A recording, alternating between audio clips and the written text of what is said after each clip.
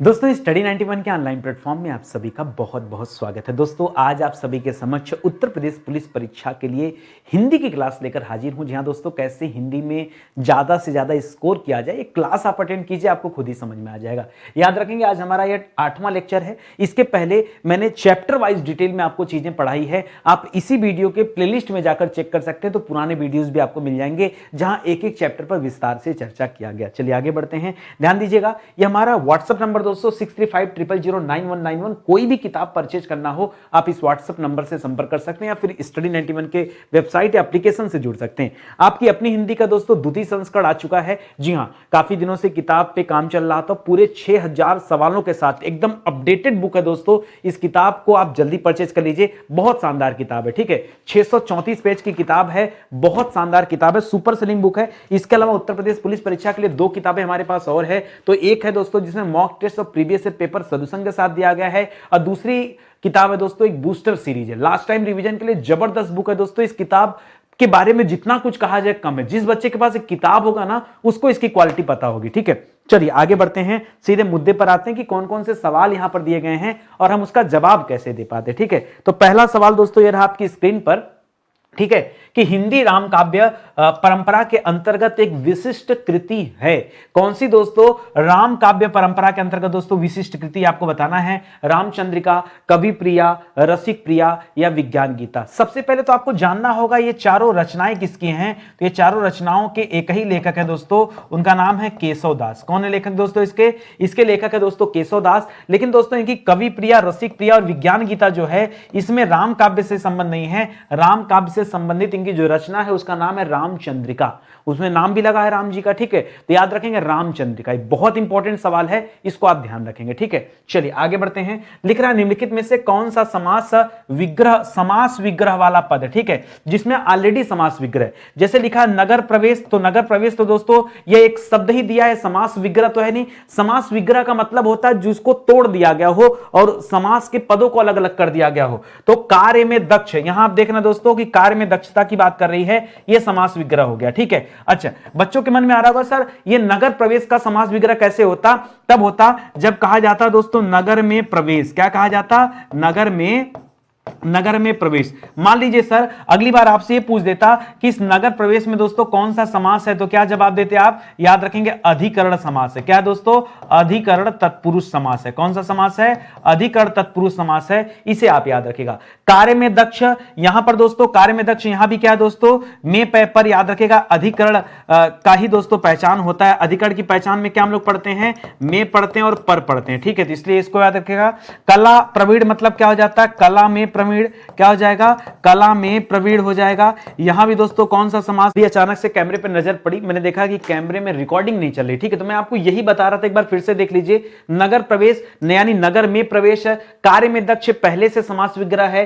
कला प्रवीण मतलब कला में प्रवीण, और रणसूर मतलब रण में सूर। आगे बात समझ में? तो यही बता रहा था। और जहां अधिकरण तत्पुरुष समास होता है उसका पहचान चिन्ह क्या होता है दोस्तों? में पर होता है। क्या होता है? में पर। कहीं भी में और पर शब्द मिल जाए तो याद रखिएगा वहां पर कौन सा समास होता है? अधिकरण तत्पुरुष समास है। इसलिए इसका सही उत्तर क्या हो जाएगा? ऑप्शन नंबर 2 जो है राइट आंसर हो जाएगा, ठीक है। अगले सवाल पर आइए। लिख रहा दिए गए पर्यायवाची शब्दों में वाक्य में आए रिक्त स्थान के लिए सही शब्द का चुनाव कीजिए। लिख रहा मृग घास खा रहा है। मृग यानी मृग, बछड़ा, वैसे बोलना चाहिए मृग का बछड़ा या फिर मृग बछड़ा भी बोल सकते हैं। बछड़ा तो सही नहीं होगा, बछड़ा हमेशा पशु के लिए होता है, जैसे गाय भैंस के लिए दोस्तों यह बछड़ा आता है, ठीक है। गाय या फिर भैंस वगैरह के लिए बछड़ा आता है। शिशु दोस्तों ये जो मानव होते हैं उनके जो संतान होते हैं उनको कहा जाता है। मृग के लिए दोस्तों शावक का यूज करते हैं, याद रखेंगे शावक का। तो शावक का यूज दोस्तों मृग के लिए भी किया जाता है। शावक का प्रयोग दोस्तों सिंह के लिए भी किया जाता है। शावक का प्रयोग दोस्तों भालू के लिए भी किया जाता है। यानी इन सब के बच्चे को क्या कहा जाता है दोस्तों? इनके बच्चों को शावक कहा जाता है। तो मृग शावक घास खा रहा है, ये आपका दोस्तों क्या हो जाएगा? सही जवाब हो जाएगा, ठीक है। कई सारे बच्चे यहां भी कंफ्यूजन में थे, लेकिन ध्यान दीजिएगा। आगे बढ़िए। हमेशा एक जैसा रहने वाला या एक जैसा रहना, इसके लिए दोस्तों सही लोकोक्ति क्या है ये आपको बताना है। लिख रहा हाथ कंगन को आरसी क्या, पढ़े लिखे को फारसी क्या। तो इसका अर्थ क्या होता है दोस्तों? प्रत्यक्ष को प्रमाण की आवश्यकता नहीं होती। प्रत्यक्षम किम प्रमाणम। तो याद रखेगा ये जो पहला वाला ऑप्शन दिया दिया, ये तो सही उत्तर नहीं है, लेकिन इसका सही अर्थ क्या होगा वो नोट कर लीजिए कि प्रत्यक्ष को प्रमाण की आवश्यकता नहीं, प्रत्यक्ष को प्रमाण की आवश्यकता नहीं होती। ठीक है, ये इसका अर्थ है दोस्तों। जो दूसरी लाइन लिख रहा है, होनहार वीरवान के हो चीकने पात, इसका मतलब होता है जैसे मान लीजिए कल को, आज को आपका सिलेक्शन हो जाए, कल को क्यों, काल करे सो आज कर, आज करे सो अब, पल में परलय होएगी बहुर करोगे कब। तो याद रखिएगा, कल सिलेक्शन नहीं, मैं मानता हूं आज ही आपका सिलेक्शन हो जाए तो जो आपके आस पड़ोस के लोग होंगे ना, चाचा दादा लोग, वो कहेंगे हम तो जानते थे कि बच्चा बड़ा गुणवान है, ये आगे चल के बहुत बड़ा काम करेगा, ये आगे चल के सरकारी नौकरी करेगा, लोग आपके बारे में अच्छे विचार प्रस्तुत करेंगे। ठीक है, लेकिन कब, जब आप सच में अपने आप को साबित कर देंगे तब। उसीलिए कहा जाता है होनहार वीरवान के हो चिकने पात, यानी जो होनहार बच्चा होता है उसके गुण बचपन से ही दिखने लगते हैं, ये इसका अर्थ होगा। मुंह में राम बगल में छुरी, ये तो दोस्तों पहली बात हो गई, किसी के साथ क्या करना, मुंह में राम बगल में छुरी, मतलब कहा कुछ और मतलब व्यवहार किसी जो सामने दिख रहा है वो किसी और तरह का व्यवहार है और पीठ के पीछे व्यवहार बदल जाता है, उसके लिए होता है। सावन हरे न भादो सूखे, यानी न सावन में हरा न भादों में सूखा, यानी हमेशा एक जैसा बने रहना। ठीक है, इसके लिए दोस्तों क्या हो जाएगा, ऑप्शन नंबर 4 जो है ये बिल्कुल सही जवाब हो जाएगा। आगे बात समझ में।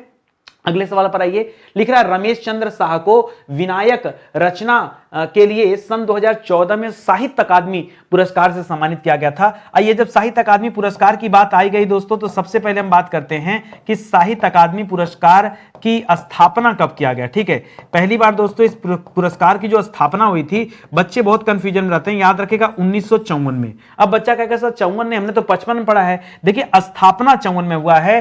पुरस्कार वितरण कब से हुआ दोस्तों, पुरस्कार वितरण कब से किया गया है, तो पुरस्कार वितरण किया गया दोस्तों 1955 से। कब से किया गया है, 1955 से। और पहली बार जो पुरस्कार दिया गया दोस्तों हिंदी भाषा के लिए जो पहली बार पुरस्कार दिया गया, यह दिया गया दोस्तों माखन लाल चतुर्वेदी जी को। किसे, माखन लाल चतुर्वेदी जी को यह पुरस्कार दिया गया।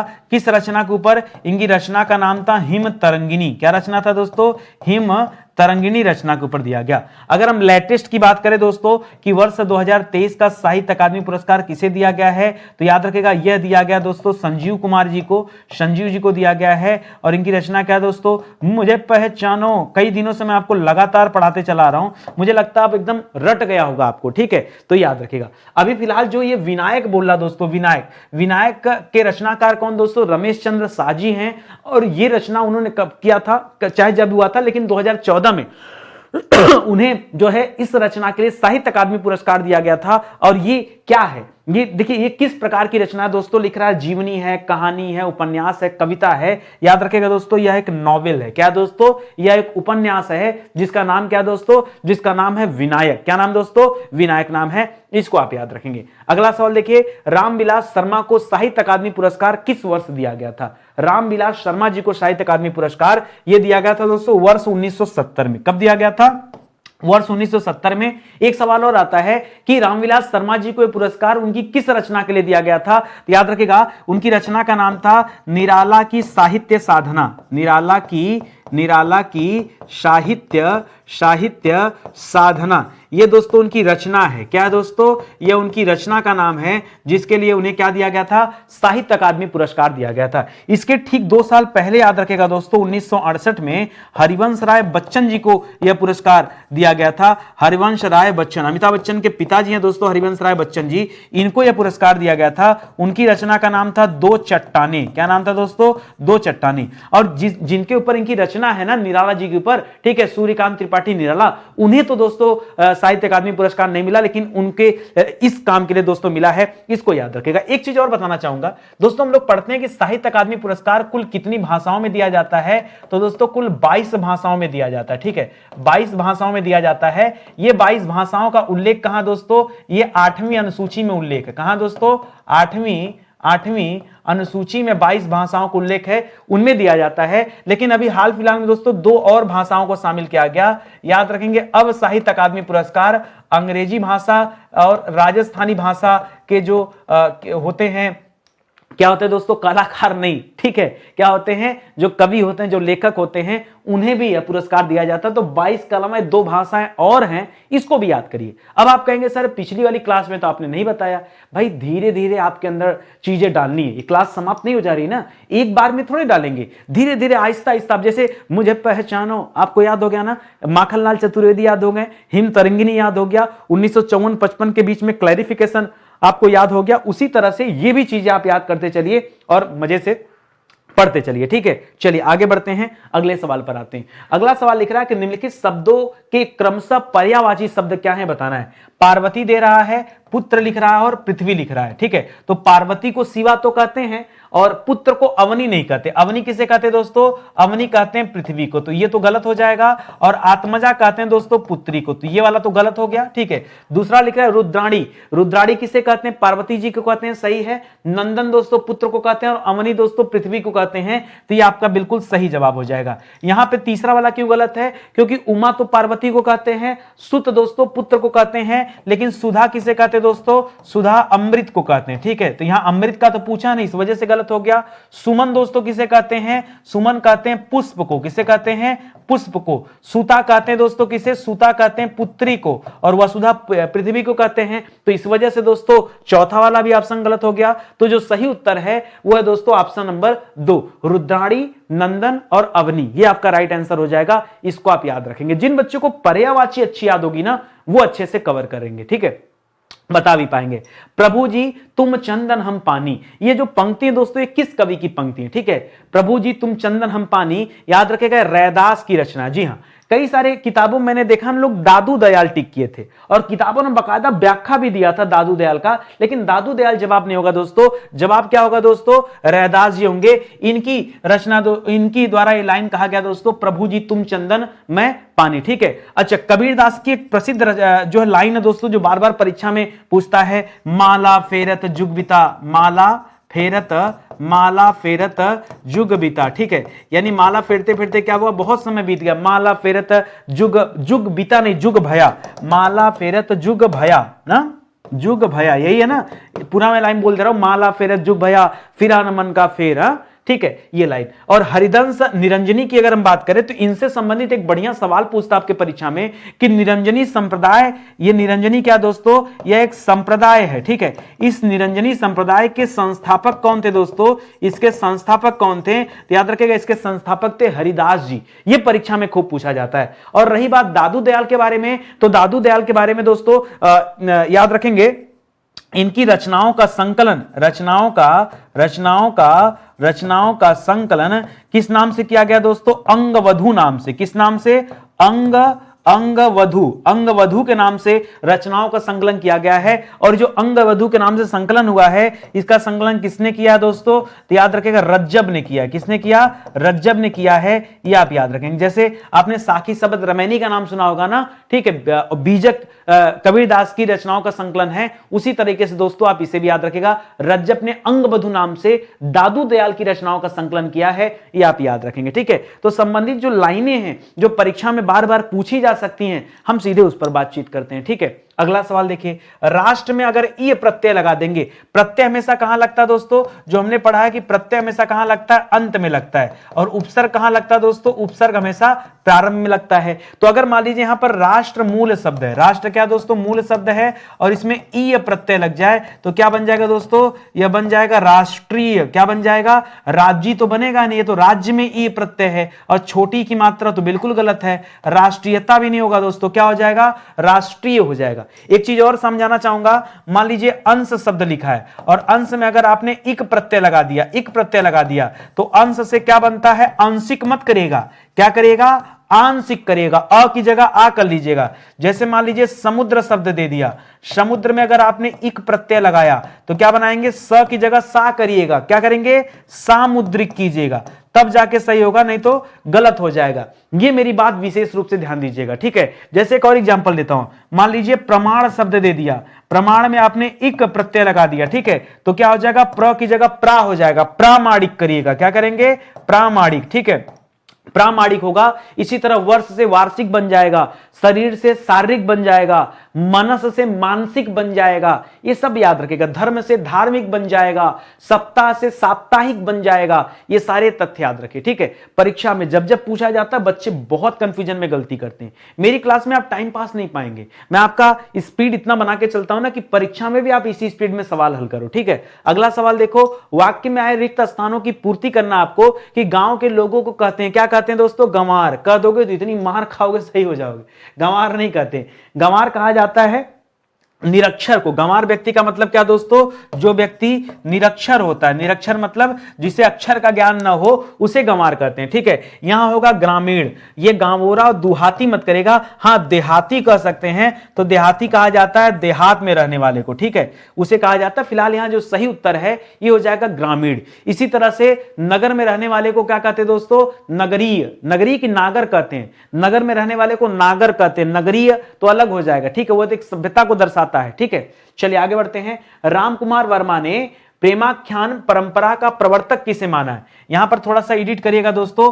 कुतुब नहीं है, ये होना चाहिए कुतुबन। क्या होना चाहिए दोस्तों, कुतुबन होना चाहिए। असाइयत मुल्ला दाऊद और मलिक मोहम्मद जैसी। तो रामकुमार वर्मा जी ने प्रेमाख्यान परंपरा का प्रवर्तक किसे माना, ठीक है। यहां याद रखेगा, इन्होंने तो फिलहाल मुल्ला दाऊद को माना है, लेकिन एक समस्या है, अलग अलग लोगों ने दोस्तों अलग अलग कवियों को कुछ माना है, वहां से भी परीक्षा में सवाल बनता है। जैसे आज ये आपसे पूछा कि डॉक्टर रामकुमार वर्मा ने प्रेमाख्यान परंपरा का प्रवर्तक किसे माना है, चलो आपने बता दिया कि सर मुल्ला दाऊद, ठीक है, लेकिन अगली बार आपसे कुछ नया सवाल पूछ सकता है। फिलहाल मुल्ला दाऊद की एक रचना दोस्तों, काफी पॉपुलर रचना, उस रचना के बारे में जरा जान जाइए, परीक्षा में सवाल वहां से बनता है। मुल्ला दाऊद की रचना का नाम है चंदायन।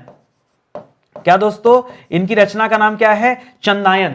मुल्ला दाऊद की रचना का नाम क्या दोस्तों, चंदायन है, याद रखेगा, ठीक है। इसी तरह से कुतुबन की रचना का नाम क्या दोस्तों, मृगावती। क्या है दोस्तों, मृगावती, ठीक है, मृगावती याद रखेगा। और असाइयत की रचना का नाम क्या दोस्तों, हंसावली। क्या नाम दोस्तों, हंसावली के हंसावती, हंसावली बिल्कुल सही है, हंसावली, ठीक है। और मलिक मोहम्मद जायसी जी की अगर हम बात करें तो इनकी सबसे प्रसिद्ध जो कृति है वो है दोस्तों पद्मावत। पद्मावत है, इसके अलावा और क्या दोस्तों, अखरावट है, पद्मावत है, अखरावट, अखरावट, ठीक है, अखरावट है, ठीक है। और क्या दोस्तों, आखिरी कलाम है, क्या है, आखिरी आखिरी आखिरी कलाम है, आखिरी कलाम है। ये सारी रचनाएं दोस्तों किसकी है, ये मलिक मोहम्मद जायसी जी की रचनाएं हैं, याद रखेगा। फिलहाल प्रेमाख्यान परंपरा का प्रवर्तक किसे माना जाता है, तो मुल्ला दाऊद को माना जाता है, ठीक है, याद रखेगा। और मुल्ला दाऊद की प्रसिद्ध कृति कौन सी है, तो चंदायन है, ठीक है, इसको याद रखेंगे। लिख रहा कनफटा, कनफटा में समास कौन सा समास है आपको बताना है, कनफटा, यानी जिसके कान फटे हो। तो याद रखिएगा, ये जो कनफटा है ये एक विशेष संप्रदाय के लोगों को इंगित करता है, विशेष संप्रदाय के लोगों को दर्शाता है। दोस्तों आपने सुना होगा नाथ संप्रदाय के बारे में, ठीक है। योगी आदित्यनाथ भी दोस्तों किस संप्रदाय से बिलोंग करते हैं, नाथ संप्रदाय। ये कानों में जो कुंडल पहनते हैं तो कान इनके फटे होते हैं, इसलिए इन्हें कनफटा कहते हैं। इसलिए दोस्तों बहुब्रीहि समास हो जाएगा, याद रखेंगे। बहुब्रीहि समास में हमेशा क्या होता है दोस्तों, तीसरा पद प्रधान होता है, आपने पढ़ा है ना, तीसरा पद प्रधान, यानी दोनों पद क्या हो जाते हैं, अप्रधान होते हैं और तीसरा पद प्रधान होता है, ठीक है। वहीं द्वंद्व समास में दोस्तों क्या हो जाता है, दोनों पद प्रधान निकलते हैं, दोनों पद प्रधान निकलते हैं। जैसे माता पिता, जैसे सुख दुख, जैसे लाभ हानि, ये सब में क्या है दोस्तों, दोनों पद प्रधान होते हैं। अव्ययी भाव में पहला पद अव्यय होता है, उस पहले पद से कई सारे शब्द निर्मित होते हैं, जैसे प्रतिदिन, प्रति माह, प्रत्येक, ये प्रति से कई सारे शब्द निर्मित हो रहे हैं, तो प्रति वाले जो शब्द होंगे ये अव्ययी भाव समास हो जाएंगे, ठीक है। और कर्मधारय में तारीफ वाले शब्द आ जाते हैं, ये भी आप याद रखेंगे, ठीक है। फिलहाल जो आपका उत्तर है ये बहुब्रीहि समास है, ये आप याद रखेंगे, ठीक है। लिख रहा उद्घाटन का संधि विच्छेद क्या होगा दोस्तों, तो उद्घाटन जो शब्द है दोस्तों,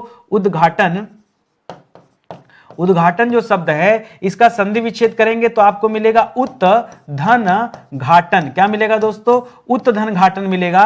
ये त का द बन जाता है, पहला जो अक्षर वो अपने तीसरे वर्ड में परिवर्तित हो जाता है तो त का द बन जाता है। और यह किस कारण होता है? क्योंकि इसमें दोस्तों व्यंजन संधि का नियम लगता है। कौन सा है संधि? यहां पर व्यंजन संधि का नियम लग रहा है। तो उ त के नीचे हलंत होना चाहिए, उ नहीं होगा, उत होगा। उ द तो बिल्कुल मत करेगा। अब जिन्हें नहीं पता होगा सोचेंगे लाओ उद कर देते हैं, तो गलती हो जाएगी। ठीक है, इसको आप याद रखेंगे। आगे आइए, करा यह कविता लिखी, आपको सही शब्द भरना है। यह कविता मैंने लिखी है, यह कविता उस लिखी है, तुम लिखी है, किसने लिखी? नहीं, यह कविता मैंने लिखी है। यह दोस्तों क्या हो जाएगा? एकदम से सही जवाब हो जाएगा। ठीक है, तो ऑप्शन नंबर एक ही यहां पर क्या हो गया? राइट आंसर हो गया। और आगे आइए, लिख रहा दो चट्टाने पर साहित्य अकादमी पुरस्कार पाने वाले कवि कौन है दोस्तों? अभी मैंने पीछे ही बताया था हरिवंश राय बच्चन जी के बारे में।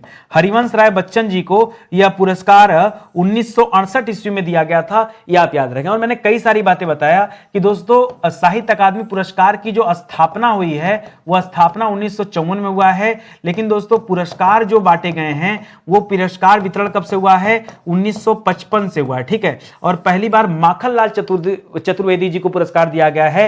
वर्ष 2023 का जो पुरस्कार है यह पुरस्कार संजीव जी को दिया गया। किसे दिया गया है? संजीव जी को दिया गया। उनकी रचना है मुझे पहचानो, मुझे पहचानो। यह आप याद रखेंगे। अच्छा सवाल है। ठीक है, तो यहां पर आपका उत्तर क्या हो जाएगा दोस्तों?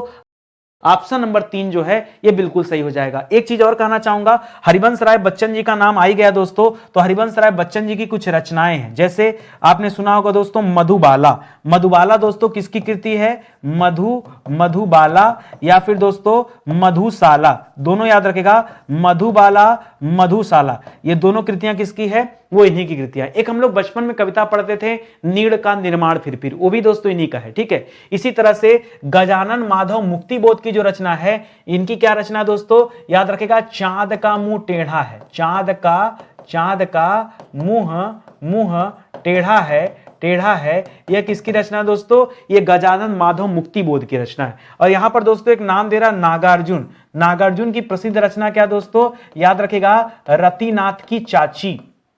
रतिनाथ की चाची, ये बहुत पॉपुलर रचना दोस्तों, बार बार परीक्षा में पूछा गया सवाल ये इन्हीं की है। इसी तरह से युगधारा किसकी रचना दोस्तों? युगधारा, वो भी दोस्तों नागार्जुन जी की रचना का नाम दोस्तों क्या है? एक युगधारा रचना है। इन्हीं की रचना दोस्तों प्यासी पथराई आंखें। क्या है दोस्तों?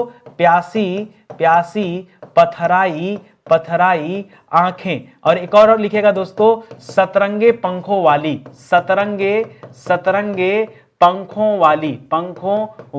ये सारा आप याद रखेंगे। बढ़िया सवाल दोस्तों, इसको जरूर याद रखिएगा। ठीक है, आगे बढ़िए। लिख रहा है विज्ञान में कौन सा उपसर्ग लगा है? उपसर्ग होगा तो उपसर्ग हमेशा कहां लगता है दोस्तों? उपसर्ग जो होता है यह हमेशा शब्द के प्रारंभ में लगता है। ठीक है, कहां लगता है? शब्द के प्रारंभ में। ये जो विज्ञान है यह वी धन ज्ञान शब्द से बना है। ठीक है, तो यहां क्या लग गया दोस्तों? वी नाम का उपसर्ग लग गया। ठीक है, तो वी आपका जो है यह सही जवाब हो जाएगा। कहीं कोई डाउट तो नहीं चल रहा है ना? मन में आ रहा है समझ में ना? प्रॉपर ढंग से समझते चलिए, ये आप जान के चलिए। जब इस तरह से पढ़ेंगे तब जाके कुछ हला भला होगा।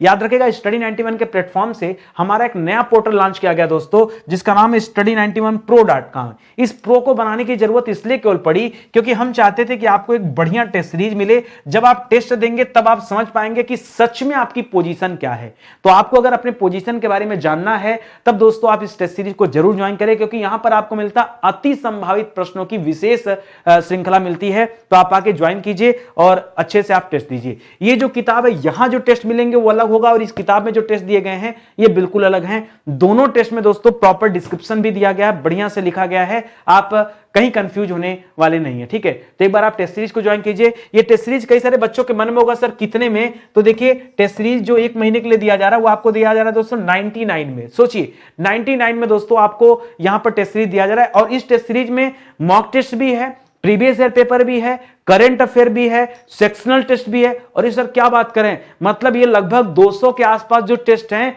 वो सबके सब 99 में मिल रहे हैं। हाँ 99 में मिल रहे हैं, तब भी आप नहीं ले रहे हो, बताओ कैसे काम चलेगा। तो आइए जुड़िए, तब मजा आएगा। हाँ नितिन सर जो दे रहे हैं ना, विश्वास कीजिए, भरोसा कीजिए, चाहे वो फ्री वाली क्लास हो, चाहे वो हमारा पेड कंटेंट हो, चाहे वो हमारी किताबें हो, हम बड़ा आराम से काम करते हैं। दुनिया को देखो के काम नहीं करते हैं, दुनिया को देख के काम करते तो इतना कंफ्यूज आता, आप बताइए। नहीं आता ना। तो हमारा क्या होता है, हमारा एक ढर्रा फिक्स है, हमको उसी ढर्रे पे चलना है, फिर चाहे दुनिया इधर उधर कहीं भी जाए, हमें उससे मतलब नहीं होता है। ठीक है, चलिए आगे देखते हैं दोस्तों। लिख रहा निम्नलिखित शब्दों में यौगिक शब्द की पहचान करिए। देखिए, जब आप शब्द के बारे में पढ़ते हैं तो आप तीन तरह की चीजें पढ़ते हैं। एक होता है दोस्तों रूढ़ शब्द। क्या होता है रूढ़ शब्द? यानी जिसका खंड ना हो सके। रूढ़ शब्द किसे कहते हैं? जिसका खंड ना हो सके, खंड न हो, उसे रूढ़ शब्द कहते हैं। जैसे यहां पर पुस्तक जो है दोस्तों, यह क्या है? ये रूढ़ शब्द है। कलम हो गया, टेबल हो गया, मेज हो गया, किताब हो गया, घर हो गया, ये सब रूढ़ शब्द है। आदमी हो गए, औरत हो गया, बच्चा हो गया, रूढ़ शब्द है। इनको तोड़ने से कोई मतलब नहीं निकलेगा। दूसरा होता दोस्तों, क्या होता है? यौगिक शब्द। यौगिक शब्द किसे कहते हैं दोस्तों? जिसका निर्माण दो शब्दों से मिलकर हो, दो शब्दों से मिलकर बना शब्द, दो शब्दों से मिलकर बना शब्द क्या कहलाता है दोस्तों? यौगिक शब्द कहलाता है। यहां आपसे यौगिक ही पूछ रहा है, याद रखेगा। ये परमौषधि जो है दोस्तों, ये दो शब्दों से बना है। एक शब्द है परम, दूसरा शब्द है औषधि। ठीक है, परम औषधि, इसी को मिला के बना दोस्तों परम औषधि, याद रखेंगे। तो ये दो शब्दों से बना है, परम और औषधि। तो ये हो गया यौगिक हो गया। तीसरा होता है दोस्तों योग रूढ़। योग रूढ़ में हमेशा याद रखेंगे, योग रूढ़ की पहचान क्या होती है? ये हमेशा दोस्तों इसमें तीसरा पद प्रधान होता है, वही जो बहुब्रीहि में होता है, तीसरा पद प्रधान। यानी दोस्तों हमेशा पर्यायवाची टाइप के शब्द मिलेंगे। जैसे लिखा मुरलीधर, तो मुरलीधर अर्थात कृष्ण। जैसे लिखा पंकज, पंकज अर्थात कमल। तो ये दोनों क्या हो गया दोस्तों? ये आपके योग रूढ़ शब्द हो गया। आगे बात समझ में ना? तो हमारा जो सही जवाब है क्या हो गया? Option number 4। मैं तो आपका एकदम से कॉन्सेप्ट क्लियर करते चल रहा हूं। ऐसा नहीं है कि केवल सवाल जो पूछ रहा हूं जवाब देके भाग जा रहा हूं। जो बताना चाहिए, जितना डिटेल में बताना चाहिए, वो सारी चीजें हम बता रहे हैं आपको।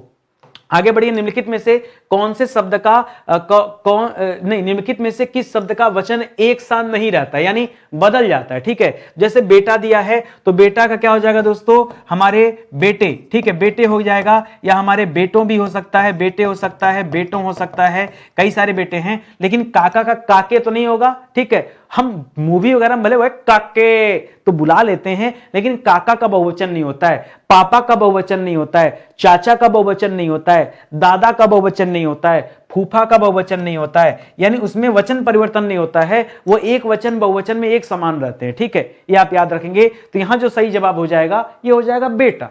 काम क्लियर है ना? आपको समझ में आ रहा है ना? चलो आ जाओ, क्लियर है तो आगे बढ़ते हैं। अगला सवाल देखो, लिख रहा महाजनी में प्रयुक्त प्रत्यय बताना है। प्रत्यय हमेशा कहां लगता है दोस्तों? हमने सिखाया प्रत्यय हमेशा शब्द के अंत में लगता है। और जो महाजनी शब्द है दोस्तों, इसका मूल शब्द क्या? महाजन धन ई, यही ई दोस्तों प्रत्यय बना है, लगा है, तभी शब्द क्या बना है? महाजनी बना है। तो यहां बड़ी ई करिएगा। ठीक है, छोटी मत कीजिएगा, ना ही नी करिएगा, ना ही जनी करिएगा। सही उत्तर क्या हो जाएगा? महाजनी हो जाएगा। ये हो जाएगा ई प्रत्यय से बना हुआ शब्द। ठीक है, जैसे हम लोग ऐसे कई सारे बनते हैं। जैसे मान लीजिए एक शब्द दे दिया पहाड़, पहाड़ में ई प्रत्यय लगा देंगे तो क्या बन जाएगा दोस्तों? पहाड़ी बन जाएगा कि नहीं? बस ऐसे ही लेके चलना है। ठीक है, आपको समझ में आ गया होगा। ठीक है, चलिए जैसे सुख और ले लीजिए। बच्चों के मन में आ रहा है कि सर 3-4 एग्जाम्पल दे देते तो अच्छा रहता। सुख में ही प्रत्यय लगाइए तो क्या बन जाएगा? सुखी बन जाएगा। इसी तरह दुख में ही प्रत्यय लगाएंगे तो क्या बन जाएगा? दुखी बन जाएगा। ठीक है, चलिए लोभ में ही प्रत्यय लगाएंगे तो क्या बन जाएगा? लोभी बन जाएगा ना। देखिए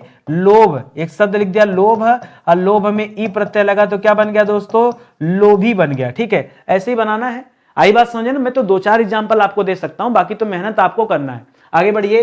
परिवर्तन परिवार में उपसर्ग बताना है। उपसर्ग हमेशा कहां लगता है दोस्तों? उपसर्ग हमेशा प्रारंभ में लगता है, शब्द की स्टार्टिंग में लगता है। तो परिवार, परिवर्तन, इन सब में क्या लगा दोस्तों? पर्यावरण, इन सब में क्या लगा है? परि उपसर्ग लगा है। क्या लगा है? परिक्रमण, परिभ्रमण, परिवार। ठीक है, नोट करिए। जैसे परिक्रमण, परिक्रमण में क्या लगा दोस्तों? परि उपसर्ग लगा है। जैसे परिभ्रमण, इसमें भी परि उपसर्ग लगा है। जैसे और क्या हो गया? पर्यावरण, पर्यावरण में क्या लगता है? परिधन आवरण बराबर पर्यावरण। घबराइएगा मत, इसका संधि विच्छेद करेंगे तो क्या मिलेगा आपको? परिधन आवरण। इसके वजह से दोस्तों यहां परि उपसर्ग हम कर रहे हैं, तो लिखा जरूर पर्यावरण है, लेकिन इसको भी याद रखिएगा। इसी तरह से और करिए परिपूर्ण। ठीक है, वो सारी चीजों से परिपूर्ण है। ठीक है, या क्लास क्या है? अपने आप में क्या है? परिपूर्ण है। ठीक है, या फिर इसी तरह से परिणाम, परिणाम, ठीक है। तो ये सारे शब्द में परि उपसर्ग लगा है, इसको भी आप याद रखेंगे, ठीक है। चलिए आगे बढ़ते हैं। लिख रहा माखनलाल चतुर्वेदी को किस रचना पर साहित्य अकादमी पुरस्कार दिया गया? याद रखेंगे साहित्य अकादमी पुरस्कार की शुरुआत की बात करें तो दोस्तों जो बांटना शुरू किया गया, जो वितरण हुआ दोस्तों, वो 1955 में हुआ है, ठीक है। स्थापना की बात करें तो स्थापना हमेशा याद रखेगा, स्थापना 1954 में हुआ, ठीक है। दो बातें याद रखेगा। और इनकी किस रचना के ऊपर? तो हिम तरंगिनी जो रचना थी दोस्तों, इस रचना के ऊपर इन्हें क्या दिया गया? साहित्य अकादमी पुरस्कार दिया गया, याद रखेगा। बाकी ये जो तीनों रचनाएं दोस्तों, ये किसकी रचना है? ये तीनों रचनाएं दोस्तों माखनलाल चतुर्वेदी जी की ही रचना है, ठीक है।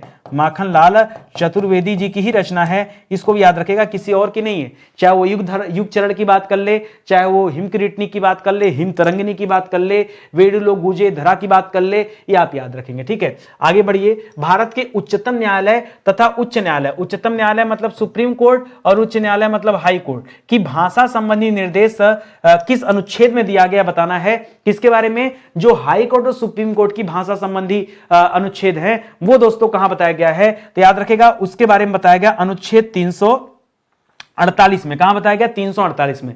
मैं थोड़ा सा आपका कंफ्यूजन दूर करता हूं। आइए, भाषा के बारे में आप जब पढ़ेंगे, राजभाषा के बारे में, तो याद रखेगा दोस्तों राजभाषा से संबंधित जो अनुच्छेद है, वो अनुच्छेद 343 से शुरू होकर के कहां तक चलते हैं दोस्तों? 351 तक चलते हैं। पहले याद रखेगा जो हमारी 22 भाषाओं का उल्लेख है दोस्तों, वो जो 22 भाषा हम पढ़ते हैं, वो 22 भाषा दोस्तों कहां बताई गई है? वो 8वीं अनुसूची में बताई गई। कहां बताई गई है? 8वीं अनुसूची। जबकि ये जो हम पढ़ते हैं, ये हम पढ़ते हैं दोस्तों भाग, कहां पढ़ते हैं दोस्तों? भाग 17 में ना, ठीक है, यहां पढ़ते हैं, तो इसको याद रखिएगा, ठीक है। ये अच्छा पॉइंट हो जाएगा। अब जो मेन बात हो समझिएगा, यहां जो 344 दिया है, ये कहता है कि संसद द्वारा कुछ समिति बनाई गई है, किससे संबंधित? भाषा से संबंधित समितियों, उसके बारे में दोस्तों बताता है, ये बताता है 344, ठीक है। ये आप याद रखेगा। जो 346 है वो बताता है कि चाहे हम राज्य की बात कर लें, चाहे हम यूनियन टेरिटरी यानी केंद्र शासित प्रदेशों की बात कर लें, ठीक है, उनके मध्य दोस्तों जो बातचीत होगा, जो पत्र व्यवहार होगा, या जो संचार होगा, संचार यानी कम्युनिकेशन, संचार के लिए राजभाषा, ठीक है, उनके बीच में भाषा क्या होगी, ये उस बारे में बताता है। 348 तो हमारा उत्तर हो गया। और जो अनुच्छेद 120 भी दे रहा है, ये भी मैं पहले बता चुका हूं कि संसद के लिए राजभाषा के बारे में बताता है कि संसद की राजभाषा क्या होगी, या संसद किस भाषा में अपनी कार्रवाई करेगा, ये उस बारे में दोस्तों बताता है, ठीक है। संसद की राजभाषा मत बोलिए, संसद की भाषा बोलिए, ठीक है। राजभाषा बोलेंगे तो गलत हो जाएगा, ठीक है। संसद की भाषा के बारे में बताता है, क्योंकि संसद में दोस्तों इंग्लिश प्रयुक्त किया जाता है। फिलहाल जो जवाब होगा वो 348 होगा, क्योंकि मामला हाई कोर्ट और सुप्रीम कोर्ट से संबंधित है, तो इस तथ्य को याद रखेगा, ठीक है। लगेगा कि पॉलिटी में सवाल है, भारतीय राज्य व्यवस्था का सवाल है, लेकिन यहीं पर हिंदी में दोस्तों आपको इतना विस्तार में पढ़ना पड़ेगा, जानना पड़ेगा, ठीक है। आगे बढ़िए। कार्यालयीय पत्र के अर्ध सरकारी पत्र व्यवहार इनमें से मुख्यतः किन के बीच किए जाते हैं? दोस्तों अगर कार्यालयीय पत्र और अर्ध सरकारी पत्र लिखा है, मतलब जो गवर्नमेंट वाले होंगे वही अपने बीच में पत्राचार करेंगे, तो शासकीय अधिकारियों के बीच में होता है, याद रखेंगे। एक परिवार किसी दूसरे परिवार के बीच में हमेशा जो पत्र चलता है वो व्यक्तिगत पत्र चलता है। क्या चलता है दोस्तों? वो व्यक्तिगत पत्र चलता है, याद रखेंगे। अध्यापक छात्रों के बीच में क्या चलता है दोस्तों? तो अध्यापक छात्र के बीच में कोई पत्र चलता नहीं। हां, छात्र अपने अध्यापक को दोस्तों लीव एप्लीकेशन दे सकते हैं, ठीक है। तो दोस्तों वो लीव एप्लीकेशन अलग होता है। आपसी घनिष्ठ संबंधियों के लिए भी दोस्तों यहां व्यक्तिगत पत्र आ जाएंगे, ठीक है। तो यहां पे जो सही जवाब होगा ये ऑप्शन नंबर 1 होगा। आप देख रहे हैं कि धीरे धीरे इस वाले चैप्टर तक बात पहुंच चुकी है और यहां से भी सवाल पूछे जा रहे हैं, ठीक है। अच्छा सर, पत्र लेखन अगर हमें पढ़ना हो तो क्या इस किताब में पत्र लेखन के बारे में दिया गया? इस किताब में दोस्तों 36 चैप्टर विस्तार से बताए गए। इससे बेहतर किताब नहीं मिलेगी। ऑल इंडिया में आप हिंदी विषय का अगर आप तैयारी कर रहे हैं, ठीक है, किसी भी परीक्षा में हिंदी संबंधित सवाल आता है, ठीक है, तो आपके लिए दोस्तों ये जो किताब है हिंदी व्याकरण की, ये काम आएगी, ठीक है। पूरे 36 चैप्टर को बहुत विस्तृत रूप में लिखा गया है, आप लेके देखिए फिर आपको लगेगा, ठीक है। आगे बढ़िए। निम्नलिखित में से सही वाक्य की पहचान कीजिए। मुझे बहुत आनंद आती है, नहीं। मुझे बहुत आनंद आते हैं, नहीं। मुझे बहुत आनंद आता है, ठीक है। मुझे बहुत आनंद आता है नहीं, यहां है लिख दिया इस वजह से गलत है, तो आता है करिए, यानी ऑप्शन नंबर 3 जो है ये बिल्कुल सही जवाब है। आगे बढ़िए अगले सवाल की तरफ। लिख रहा निम्नलिखित वाक्य में खाली स्थान पर एक मुहावरा फिल कीजिए। बूढ़ी औरत ने कपड़े मांगे और मालिक ने मना कर दिया। सुनिए ध्यान से, बूढ़ी औरत ने कपड़े मांगे और मालिक ने मना कर दिया। तभी किसी ने कहा कि इन तिलों में तेल नहीं, या कंगाली में आटा गीला, या सर सलामत तो पगड़ी हजार, या घर की मुर्गी दाल बराबर। अब एक एक कर को क्लियर करते हैं। घर की मुर्गी दाल बराबर मतलब,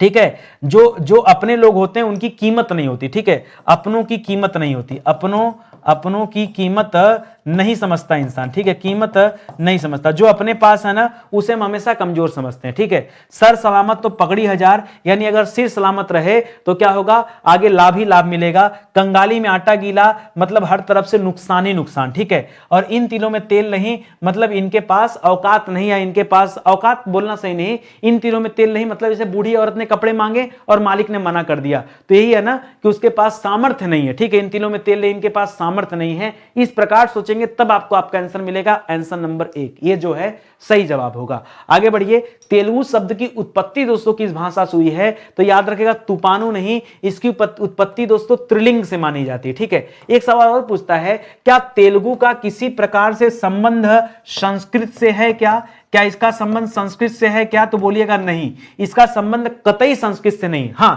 इसका संबंध दोस्तों ब्राह्मी लिपि से है, याद रखेंगे ब्राह्मी लिपि से दोस्तों अगर संबंध पूछे तो बताइए। हां, ब्राह्मी लिपि से संबंध है, और ब्राह्मी लिपि के द्रविड़ शैली से इसका संबंध है। किससे दोस्तों, ब्राह्मी लिपि के द्रविड़ शैली से इसका संबंध है, लेकिन संस्कृत से इसका संबंध नहीं है। इस तथ्य को याद रखेगा, परीक्षा में पूछा जाता है। तो फिलहाल आप याद रखेगा ये जो तेलुगु शब्द किससे उत्पत्ति हुई है, तो त्रिलिंग से इसकी उत्पत्ति हुई है, ये तथ्य आप याद रखेंगे, ठीक है।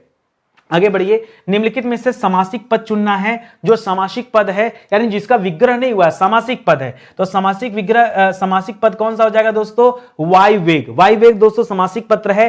पद से भ्रष्ट दोस्तों, जो पद से भ्रष्ट हो चुका है उसमें क्या हो जाएगा, यह अपादान तत्पुरुष का उदाहरण है। किसका उदाहरण है, अपादान तत्पुरुष का। राह का खर्च नहीं होता दोस्तों, पहली बात याद रखेगा, राह के लिए खर्च होता है। क्या होता है, राह के लिए खर्च, ठीक है। और जहां के लिए होता है वहां क्या होता है दोस्तों, वहां संप्रदान तत्पुरुष होता है। क्या होता है, संप्रदान तत्पुरुष होता है। वीर का पुत्र यानी यहां पर क्या हो जाएगा दोस्तों, संबंध तत्पुरुष। क्या हो जाएगा, संबंध तत्पुरुष हो जाएगा। काकी के नानी ने रारी रे, ठीक है। यहां वायुवेग याद रखेगा दोस्तों, वायुवेग ये जो शब्द लिखा है ये समास वाला शब्द है, इसका विग्रह नहीं। आपसे सामासिक शब्द पूछ रहा है, आपसे विग्रह नहीं पूछ रहा, ठीक है, इसको याद रखेगा। लेकिन वीर का पुत्र, जो वीर पुत्र होता है ना, इसको आप जल्दी ज्यादातर मिलेगा आपको एक कर्मधारय। क्या मिलेगा दोस्तों, ये तारीफ में भी यूज किया जाता है, इसलिए कर्मधारय भी होता है। तो तत्पुरुष और कर्मधारय दोनों।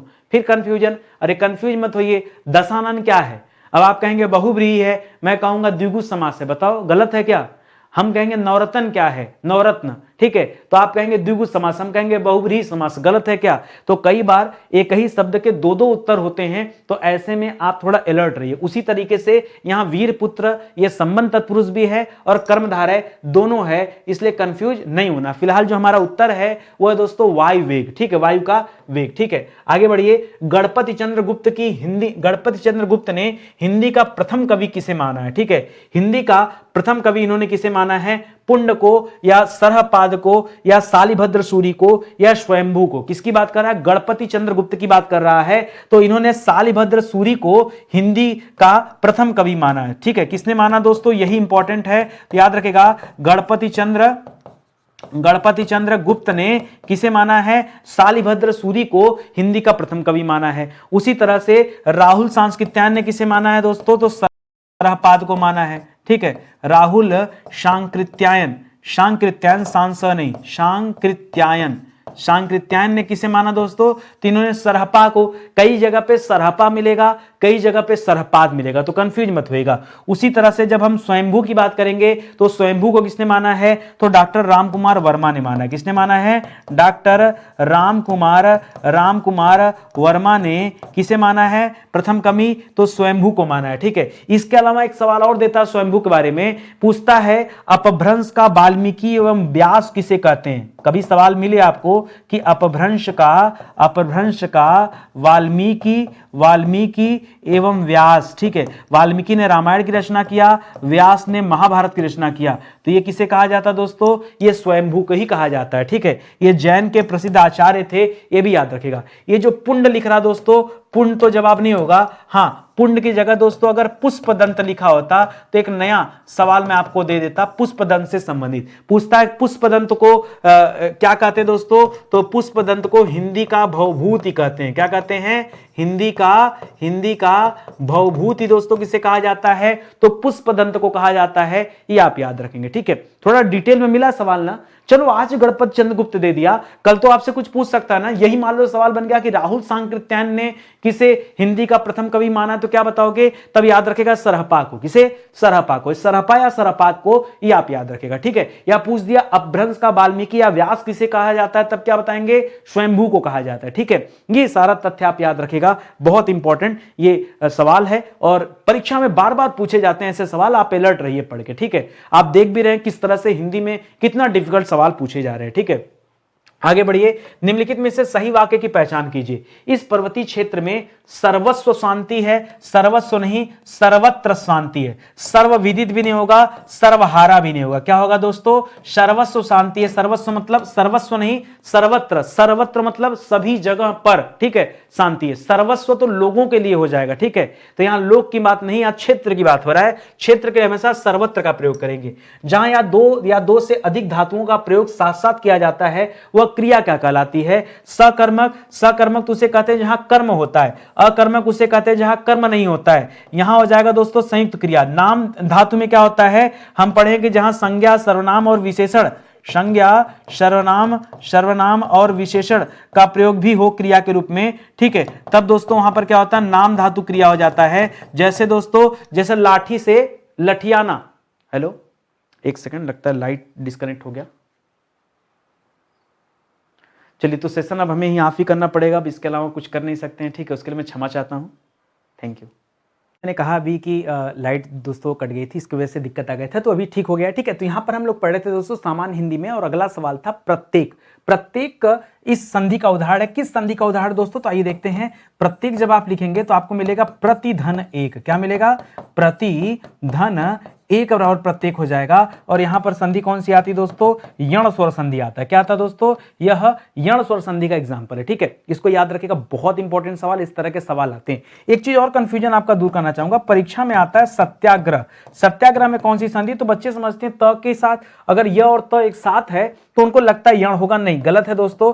याद रखेगा, इसका संधि विच्छेद होगा सत्य धन आग्रह। ये आग्रह जाकर यहां पर आ की मात्रा बनाता है, तो इस वजह से दोस्तों यहां पर आ जाएगा दीर्घ स्वर संधि। किसका उदाहरण दोस्तों? यह दीर्घ स्वर संधि का उदाहरण है, याद रखेंगे। हाँ, जैसे और दे सकता था, जैसे पूछ देता यद्यपि। यद्यपि में कौन सी स्वर संधि है दोस्तों? तो याद रखेंगे यदि धन अपि। क्या हो जाता दोस्तों? यदि धन अपि हो जाता, तब दोस्तों यहां पे हम कर सकते थे, ठीक है। फिलहाल तो आप याद रखिए यहां पर यण स्वर संधि होगा। देखिए, मैंने विस्तार से भी आपको पढ़ा दिया है, आप जाके एक बार वीडियो देखिए, एक एक कॉन्सेप्ट आपका क्लियर हो जाएगा। प्लेलिस्ट में पुराने वीडियो जो दोस्तों उत्तर प्रदेश पुलिस परीक्षा के लिए जो आपको पढ़ाए गए हैं, आप उनको पढ़िए, फिर आपको समझ में आ जाएगा। अगला सवाल देखिए, मैं घर जाता हूं, इस वाक्य में सहायक क्रिया कौन सी है? बचपन से हम लोग हेल्पिंग वर्ब पढ़ते आ रहे हैं दोस्तों। हेल्पिंग वर्ब क्या है दोस्तों? ये जाना जाता है, ये तो है नहीं। वैसे अगर जाना की बात करें तो जाना क्या दोस्तों? एक तरह से क्रिया है। और हूं जो शब्द है दोस्तों, यह क्या है? यह सहायक क्रिया है। बचपन से दोस्तों हम लोग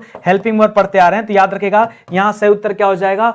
हूं जो है ये बिल्कुल सही जवाब हो जाएगा, ठीक है। और इसी के साथ दोस्तों आज का सेशन समाप्त होता है। ध्यान दीजिएगा, स्टडी 91 के प्लेटफॉर्म से अलग अलग विषय के लिए भी क्लासेस दी जा रही हैं। जैसे मैथ के लिए भी क्लास है, रीजनिंग के लिए क्लास है, जीएस के लिए, हिंदी के लिए, सारी क्लासेज हैं। और मैं बताना चाहूंगा कि आपके समक्ष दोस्तों आपकी अपनी हिंदी की किताब आ चुकी है। ये किताब आप जरूर से पढ़िए। ये देखिए मोटी सी दोस्तों पोथी नजर आ रही होगी। देखिए ये मोटी इसलिए भी 634 पेज की किताब हमने तैयार किया। पूरे 6000 सवाल इस किताब में रखे गए। 6000 सवाल एकदम अपडेटेड सवाल हैं, और साथ में 36 चैप्टर भी विस्तार से पढ़ाए गए हैं। तो हिंदी किसी भी परीक्षा में पूछी जाए, ये दोस्तों एक किताब लीजिए, इससे सारा कॉन्सेप्ट क्लियर हो जाएगा। तो मुझे लगता है कि कई सारे बच्चे जुड़े होंगे और परचेज भी कर चुके होंगे। तो एक बार अपना जो है कमेंट करके बताएं लोगों की कैसी किताबें, जो नया वाला संस्करण जो द्वितीय संस्करण है मैं उसकी बात कर रहा हूं, तो द्वितीय संस्करण आप जरूर लीजिए। अगर पुराना संस्करण आपके पास है तो एक बार आपको संस्करण चेंज करने की जरूरत है, क्योंकि मैंने बहुत सारे चैप्टर चेंज किए हैं, बहुत सारी नई नई चीजों को इसमें डाल रखा है, तो आप अगर लेंगे तो आपको समझ में आएगा। फिलहाल आज का सेशन दोस्तों यही समाप्त होता है। उम्मीद करता हूं आपको अच्छा लगा होगा। अच्छा लगा हो दोस्तों तो प्लीज आप कमेंट करिएगा और लाइक जरूर करिएगा, ठीक है। जिन बच्चों ने सब्सक्राइब नहीं किया वो एक बार सब्सक्राइब कर लें चैनल को, क्योंकि तभी आपके पास नोटिफिकेशन जाएगा और आप जान पाएंगे कब कौन सी क्लास दी जाती है, ठीक है। इसलिए आपसे कह रहे हैं, बाकी आपकी मर्जी, जो करना हो कीजिए, अच्छी बात है, बस पढ़ते रहिए। कुल मिला जुला कितना है, सिलेक्शन लीजिए, जिसके लिए हम आप जुड़े हैं, इतना ध्यान रखिए, ठीक है। बहुत बहुत धन्यवाद दोस्तों आपका। तब तक के लिए जय हिंद, जय Bharat, thank you so much.